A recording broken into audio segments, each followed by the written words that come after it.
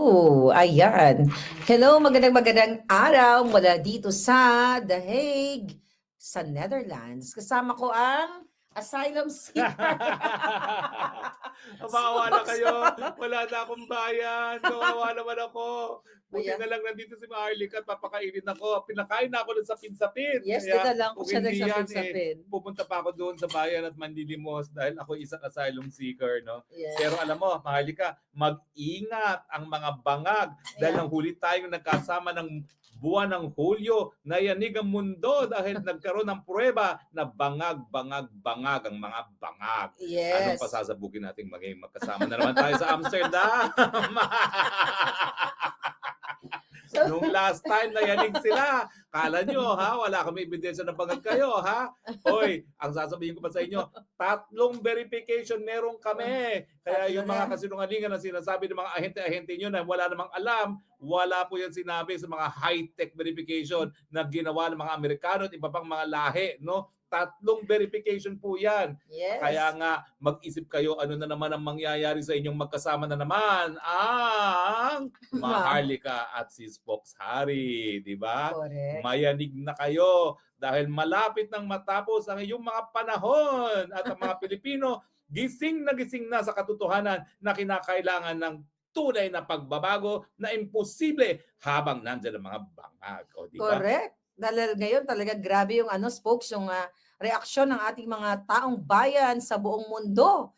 Imagine niyo yung hindi masyadong mapolitika, nagsilabasan sa kanilang mga bahay para talagang magprotesta at ipakita ang pagmamahal kay Pangulong Duterte at syempre sa bayan. Kasi alam mo, hindi lang si Duterte naging issue eh. Correct. Nung sinurrender nila sa dayuhan ang isang dating presidente para sa di umanong mga kasalanan na ginawa sa Pilipinas. Bakit? Tayo ba'y walang gumaganang hukuman? Tayo ba'y nasa ilalim pa ng mga kaputian para kinakailangan na dayuhan na maghusga? So parang nagkaisang bayan, hindi lang dahil sa kulay politika. Kung ano man ang kulay mo, basta ikaw Pilipino, dapat magalit ka sa ginawa nila. Pinakidnap ang isang presidente at dinala sa isang dayuhang lugar na dapat hukom na Pilipino ang naghuhusga. Yes, kaya naman talagang ang mga Pilipino all over the world ay nandito sa the Netherlands. Kahapon talagang may mga nasalubong ako, Spokes, Galing kami doon sa Tulips Garden from Ireland, and kanina sa amin kung saan kami nakastay, galing ng LA, shout out kay Ma'am Tina na nakasabay namin sa breakfast,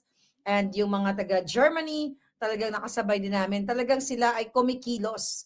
Talagang nagsi-speak up day. Kaya naman natatakot ang mga bangag ngayon, lalong nagbabangag.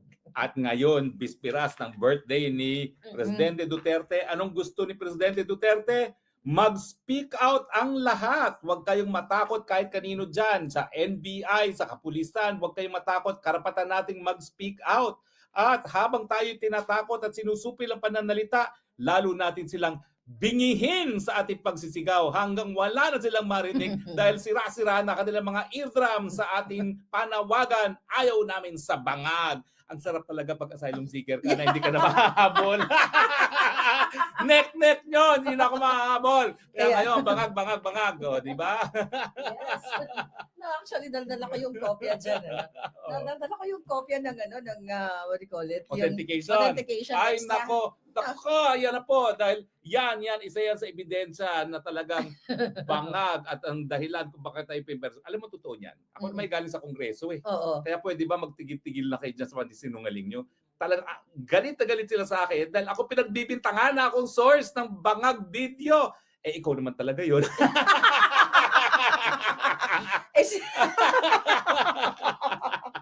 Oh my God. Biro mo, ikaw nag-source, akong ginipit, palibasa, di ko nila mahabol. Well, meron na po akong insurance against deportation, di nyo na ako mahahabol. Correct. Speaking of that insurance, folks, kumusta naman ang proseso sa iyong pag-apply nga ng asylum? Kasi maaring yung mga kababayan, mga ibang, sa Pilipinas na nagsisik or naghahanap sila ng mga bansa na pwede nilang pag-apply ng asylum, makabigay tayo ng impormasyon. Well, ano bang naging steps mo? Alam mo, hindi ko akalain. Okay. Kasi sabi nila, wala naman daw kulong. Totoo, walang kulong. Kaya lang, pupunta ka dun sa lugar na 3 hours away from The Hague, tapos yung kanyang facility, walang bus, walang mapuntahan. Ang pinakamayapit na bayan ay 20 kilometers away. Kung ikay magta-taxi, 80 euros each way. Oh. At wala namang bus talaga. Ang supermarket, 45 minutes ang lakad. So in effect, hindi ka nga nakakulong, wala ka naman mapuntahan. Mabuti na lang ako i-rescue ng ating mga kababayan, no? Mga super BFF natin Mhm. at kumuha ng Airbnb at matapos na ako 3 araw na matulog doon sa asylum center na yon, yun nga, sinusundo, hinahatid ako, kumakain ng Filipino food at nandun Oh, tayo diba? sa Airbnb natutulog. Pero alam mo, well, talaga may problema tayo sa Pilipinas dahil bagang presidente natin. No? Pero yung mga Yeah. nandoon, 80% ng mga nandoon, at there are about 36,000 every year na asylum seekers sa Netherlands, galing sa Africa, nakasakay sa inflatable boats. Oh my God. At ako'y nahabag doon sa kwento na unang-una, minamit ako na mag-ina, nakasling yung kanyang anak na bata. Siya'y galing nga sa isang inflatable boat, nanggaling sila sa Greece, naglakad all the way sa Netherlands. Pero ang sa Oh. pinaka-nahahabag ako, 15-year-old na taga-Africa din, 8 sila na nagbayad doon sa inflatable boat. Namatay lahat ng pamilya niya. Nag-iisa na siya. So talagang awang-awa ako doon sa batang yun. Hinakap ko na lang ng hinakap at yung pagkain ko sa araw na yun, binigay ko na sa kanya at sinabi ko, I will get all my food. You can have all my food so you can like collect it. No? Pero I guess it's God's way of telling me na miski ginigipit ako ng bangag na administrasyon, mas mabuti Tayo. pa rin ang buhay natin Mm. dahil at least hindi tayo nalulunod sa dagat dahil gusto lang natin umiwas sa labanan, no, sa mga Yeah. bahay nila, no, sa bayan nila. Kasi, nako, Binabangag na tayo. binabangag tayo ni bangag. Okay, Anyway, go. kasi ang asylum ngayon, hindi lang doon sa pagtakas sa political persecution, yung mga umaalis din sa mga lugar na mayroong labanan na nangyayari. Teka muna, no? so lahat mga nakasama mo, majority ba sa kanila politically persecution Hindi. yung mga cases? Majority tumatakas sa labanan, mga Africans, mga Syrians, mga Afghans. Yung naging roommate ko doon ng 2 araw, 15 years old siya, mag-isa siyang lumuwas ng Europa, Ang no? bata, oo. Dahil nga pilit siyang rini-recruit ng mga Taliban, no? At saka iba yung pananampalataya niya sa Islam, yung kalaban ng Taliban, no? At Okay. dahil gusto iiwas ng pamilya niya yung roommate ko sa pagiging Taliban, pinadala nila lahat ng ipon, pinadala nila. Nakakalungkot doon, 10 years ago na siya dumating ng Sweden, hindi siya nabigyan ng asylum dahil lang kwento doon is yung una, in-age test siya, 3 months older daw siya, pero 15 years old and 3 months. So, hindi nabigyan. Tapos 2021 nag-apply na naman siya, tinanggap ang totoong edad niya, hindi naman tinanggap na siya ay tumatakas sa mga Taliban. So ngayon, itong nakakatawang kwento. Nahuli siya sa Schiphol, galing Sweden, ang gamit niya, Philippine passport. Saan niya nakuha yun? Hindi peke, genuine. Yung Mhm. pala nakaw. By the time naglanding siya sa Netherlands para sa lipat eroplano, na-report na ng Pilipino na nakaw yung passport niya. Nahuli siya, kinulong siya, kaya siya humingi ng asylum. Kaya nga sabi niya, what are the chances na ang roommate ko Pilipino? So kung sino diba? man yung nawalan ng passport, sorry na lang, pero nahuli din yung kumuha ng passport at gumamit ng passport at nakulong pa, no? Pero folks, nagkaroon na ba ng initial interview sa'yo? Anong mga... Well, nagkaroon na ng interview dyan. No? Susunod Okay. na interview, matagal pa. Ang sabi nila, 6 to 66 weeks. No? Pero importante kasi, yung pag-apply mo, You're mayroon ka already ng protected. proteksyon na hindi ka na ma-deport doon sa bansa na tinakasan mo, no? O sa Pilipinas. So kahit ano pang gawin nila, mag-red notice pa sila, mag-extradition pa sila, wala na silang magagawa hanggang hindi matapos yung aking application. 1 year and a half ang kanyang duration bago matapos yan, no? Malay mo, wala na siya mga weeks from now. Sana nga next month, wala na no? Malay ko ba kapag next month wala na, di uwi na ako, no? Ano ko naman ang asylum kung wala na dyan, no? Ang mga nang-aapi, no? So, but anyway, yun naman po yung importante ron. Ngayon, talagang napaiyak ako nung pumipirma ako. Kasi yung pagpirma mo sa application at pagtanggap ng application, doon ang nagbibigay ng protection. Napaiyak talaga ako. Hindi lang iyak, hagulgol. Kasi sabi ko, 6.5 buwan ako tago ng tago dyan sa mga bagang dayan. Ngayon, wala na silang magagawa sa akin. At alam mo, yung nag-i-interview sa akin, yinakap ako. Dahil talagang grabe yung hagulgol ko na talagang for the first time, hindi na ako kinakailangan magtago. No? Alam mo naman buhay ko, nagko-costume, nagpapanggap, at ngayon, darating ang panahon, papakita ko sa inyo kung ano mga itsura ko. No? Ako yung nagtatago sa mga bangag. Ay, nako, ngayon hindi na ako kailangan magtago. Bahala kayo sa mga buhay ninyo. Nandito na ako, may karapatan na ako bilang asylum seeker. Yes. So, ano ba yung mga balita dun sa Pilipinas? Kasi, balita from your friends, talagang, alam ko naman na hinahunting tayo pareho, hindi lang ikaw. Dahil Mas matindi ka. 'Di ba? Ikaw gusto ka nilang gurgurin. Yeah, may Oo. assassins talaga silang Oo, at pinadala. pinapasok pa sa Amerika ha, at may kontrabahan yan sa mga opisyalis natin diyan sa Na Philippine Embassy ha, dahil sila pa nagpapasok diyan ha. yes. Oo. Actually kasama nga 'yan sa mga, exhibit ko 'no, yung mga ganiyang, information, mga ebidensyang kinalap ko dahil diyan sa gusto talaga nila akong paggurgur. But gano'n pa man, lumalaban tayo kahit saan. Kaya nga talagang wala ng atrasan 'to, folks. Wala na. Ako dati, Hmm. maingat pa dahil sabi ko, baka ako matrace, VPN pa, at saka kahit papaano, Mm. hinay-hinay lang. Ngayon wala na. Bangag, bangag, bangag, bangag. O, di ba?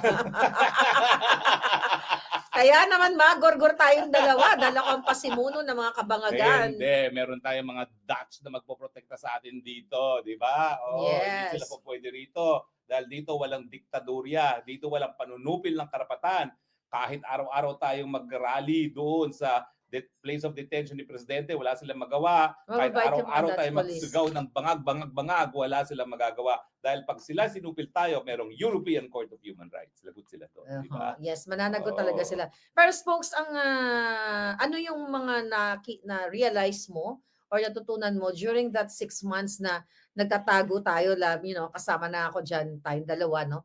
Na sa mga kabangagan ng gobyerno ni Marcos Jr. Well, una talagang gusto ko maibalik sana yung panahon na bakit ba ako nagpabudol dito sa bagag na ito. No?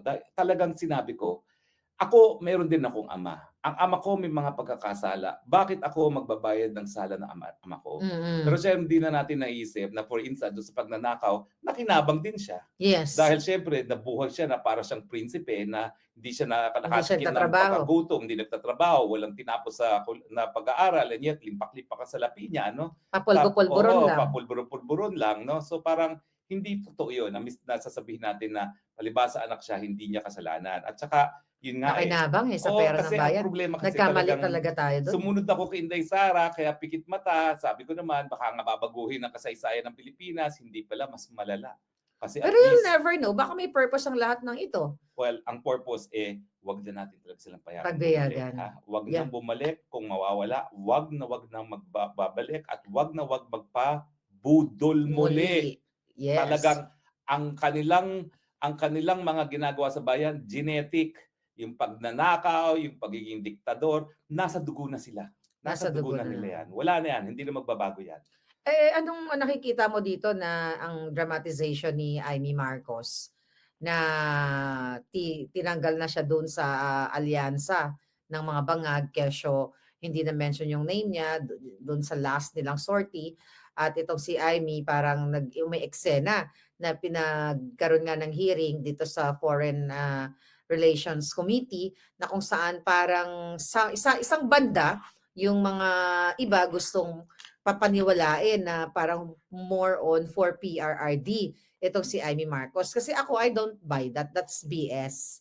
Kasi alam ko for sure na itong si Amy, di ba, talagang hindi niya booking na yung kapatid niya ay bangag. Kasi kung I don't know, kung matatandaan mo, last year, ay nangako yan siya through dun sa common friend natin na magsasalita na si Amy Marcos, sasabihin niya sa taong bayan at saka sa kanyang kapatid na si Bangag na mag-rehab ka na muna, magpahinga ka na muna, hindi yan maganda sa taong bayan. Kaya, sasabihin na daw ni Amy Marcos yung totoo na addictos yung kanyang kapatid.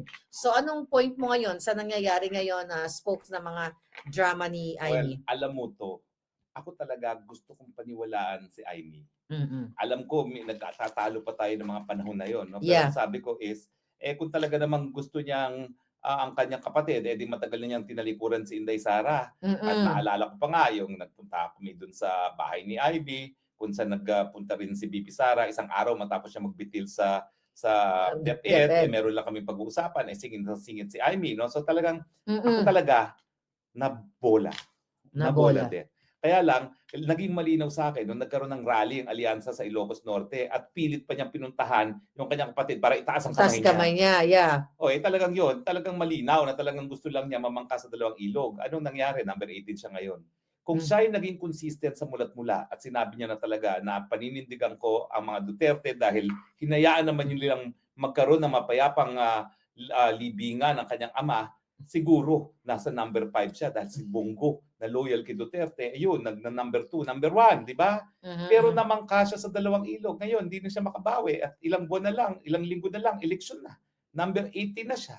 Hindi ko naman alam kung talagang ito namang si BP Sara, kung magpapabudol muli, di ba? I Ang don't tingin think ko, so. hindi na. Ang tingin Hindi ko, na hindi na. mapapabudol si Kasi Inday. ilang beses naman sinabi ni BP Sara na never again to the Marcos, di ba? Ilang beses naman niya sinabi yan Hindi naman niya Yeah, sinabi privado niya yan. Sinabi naman talaga niya yan, no? Pero sa akin, nanghihinayang ako kay Amy. Kasi ang feeling ko naman, may punto talaga na talagang may utang na loob kay Presidente Duterte. Kasi yung pinakiusap naman niya yung libing ng tatay niya, Mhm, talaga namang siya yung tagalakad kay PRRD, no? mhm, mhm. Pero yun nga, dapat naging consistent na lang siya. Dahil kita mo ang Duterte youth ngayon, nangangalampag sa party list, no? Si Bongo, number 1. Kung di siya namangka sa ulo, baka nasa top 3 siya ngayon, di ba? Namangka siya, ayun ang nangyari, no? Kaya talagang dapat hindi na magtiwala. Never again sa mga Marcos. Oo nga, 'Di at ba? saka dahil nga sa mga pinaggagawa ng Marcos ngayon, sino ba naman boboto pa sa Marcos, no? Ay naku, sabi ko nga sa iyo pati nga diyan sa congressional race, no, kung meron lang sanang tumakbo laban kay Sandro, baka matalo pa si Sandro sa Ilocos Norte Mhm. mismo, Yeah. 'di ba? Kasi Mm. kitang-kita naman ngayon kung ano yung ginagawa nila. Bago tayo dun sa birthday 'no, na bisperas na, ngayon nagse-celebrate kami actually palangga, but tomorrow ang dami talagang for sure na mga ngayon pa lang nagbabiyahe na papunta dito. Anong ano mo, Spokes, yung, opinyon mo dito sa ginagawa ng, TRICOM sa patuloy na paggigipit sa ating mga kapwa critics or vloggers diyan sa Pilipinas? Ay, nakakalungkot po talaga 'yan, no? Dahil, well, ayaw ko sana magsalita rito dahil ako tumatay yung abogado nila, no, sa Korte Suprema. Mm, Pero ulitin ko lang kung ano na sinabi ng Korte Suprema. Napakaimportante ng malayang pananalita sa demokrasya na ang ipinagbabawal ay hindi lang yung aktwal na panunupil. Yung kahit ano na maging dahilan para alinlangan ang mamamayan na panindigan ang karapatan ng malayang pananalita, yan ang pinagbabawal. At alam naman natin kung anong plano talaga ng TRICOM na yan, no? Talagang ginagantihan sila dahil binabanatan sila ng mga vloggers at talagang nag-aantay lang sila ng pagkakataon para ipakulong. Yan ang yeah. katotohanan.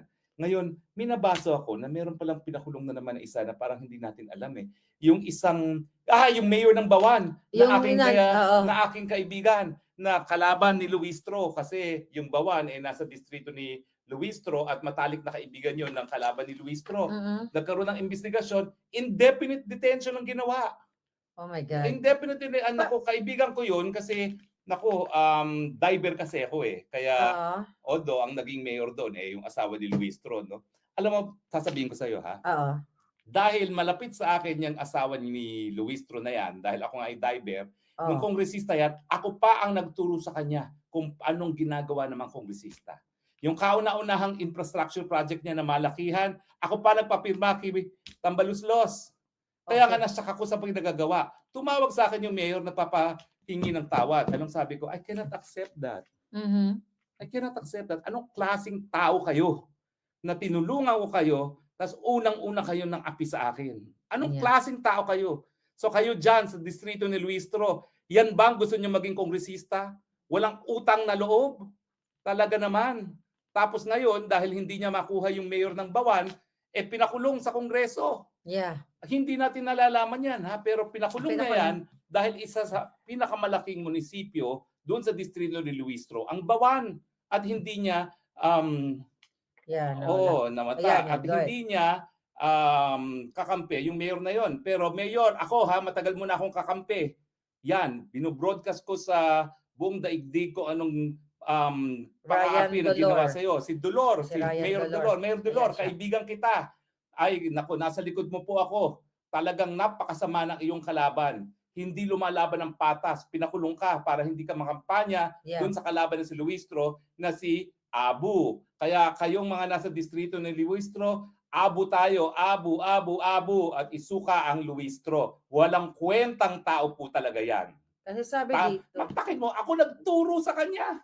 walang hiya, walang Kung utang na paano loob. maging kongresista, anong gagawin para sa mga proyekto niya. And yet, siya yung unang-unang nagwalang niya sa akin.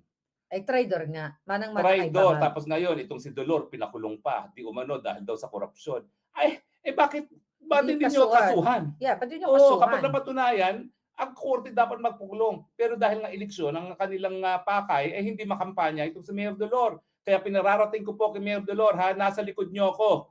At ang mga botante diyan sa distrito na kung saan kabahagi ang Bawan, wag na wag niyo pong iboboto ang mga ingrato, ang mga traidor, at ang mga takot sa taong bayan, sa mandato ng taong bayan na dinadala sa pangangapi para sila ay manalo. Yeah, kasi wala naman siyang kaso na na-charge siya or whatever. Wala, parang ako lang Convicted din siya, yan. parang ikaw. Parang ako lang din yan Oo. dahil talagang gusto nilang patahimikin ako. Dahil hindi lang umattend sa Senate hearing, ay sa House hearing. Oo. Tama? So it's the Oo. same pattern kay Colonel Grijaldo, sa mga Oo. vloggers. At saka alam mo, nagpanggap pa sila, kunwari hindi daw si Luis Ru nag-sponsor ng resolution. Mali po yan eh.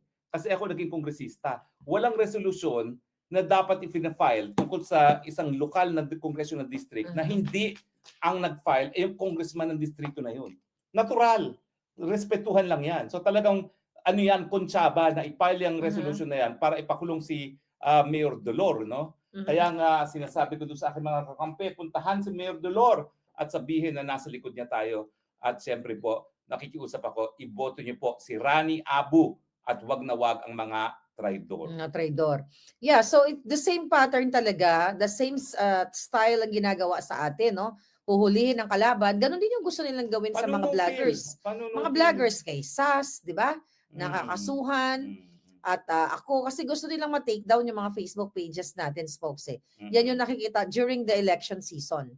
Kaya yan talagang inaay ng mga bangag para mawala nga tayo. Dahil syempre, mas namamayagpag, no? Ang mga anti-bangag o anti-bangag critics or mga vloggers. Kaya naman gusto tayong patahimikin lahat. Gusto lahat tayong gurgurin. Lalo na ngayon, di ba? Ngayon, ang dami-dami mga Pilipino talagang nagsisisigaw na sinusuportahan ng Pilipinas at ang Pangulong Duterte, katulad nga dito sa Daig. At bukas, ang laki-laki ng mangyayari mga selebrasyon. Happy birthday. Happy birthday kay Pangulong Duterte, although it's not happy dahil pinakidnap siya, but happy na rin dahil ang mga tao talagang nag-effort, nagpamasahe, gumastos, all over the world to, hindi lang sa the Netherlands. Kaya naman, ngayong bisperas pa lang, nagta-travel na talagang ating mga kababayan sa iba't ibang bahagi ng mundo. So ikaw, Spokes, matagal ka na rin naman sa politika, ano? Ano tong nakikita mong magiging impact sa taong bayan, sa mundo, yung mga effort ng ating mga kababayan na talagang they spend their time and money just to show support to our former president, Rodrigo Duterte and the Philippines? Well, ako, yung mga member ng TRICOM, ng WADCOM, magpakalasing na po kayo sa kapangyarihan dahil tapos na ang inyong mga karera sa politika. Hindi kakalimutan ng taong bayan kung anong ginawa ninyo sa mga Duterte. Hindi kayo mapapatawad. Lalampasuhin kayo ngayon sa eleksyon. Yan po ang aking prediction. Yang si Luis Ru na yan, lampaso yan, tutuan kay Rani Abu. Dahil talaga naman pong nanalo lang naman yan dahil lang tumakbo dun sa distritong yon, yung anak ni Rani Abu, no, na 3-term yan. Kaya ginagawa lahat ng paraan para mawalan ng boto si Rani Abu sa pamamagitan ng pag-aresto at pagkulong doon sa pinakamalaking munisipyo dyan sa distrito nila. No? Pero ngayon naman po, bago na ang daigdig. Yung mga iba na nananahimik, nagsasalita na, yung mga meron lang, nakikisapi na sa pagtipon-tipon. No? Sabi ko nga, dapat bayaran tayo ng Netherlands dahil naging tourism promotion ng mga Pilipino. Dapat gawa ng rebulto si Presidente Duterte dahil sa kanya tumaas ang turismo. Baka mamaya mas marami pang mga turista magpunta ngayon mga Pilipino dito sa Netherlands kaysa sa Paris. Dati-dati, pinakamalalaking turista, Paris, London. Ngayon, lumalaban ang Netherlands dahil lahat ng Pilipino. Maski hindi nila nakikita personal si Presidente, makarating man lang doon sa lugar kung saan siya nakadetine, alam nila na pag nandun sila, nararamdaman ng Presidente natin ang kanilang suporta at maraming po talaga salamat sa inyong suporta.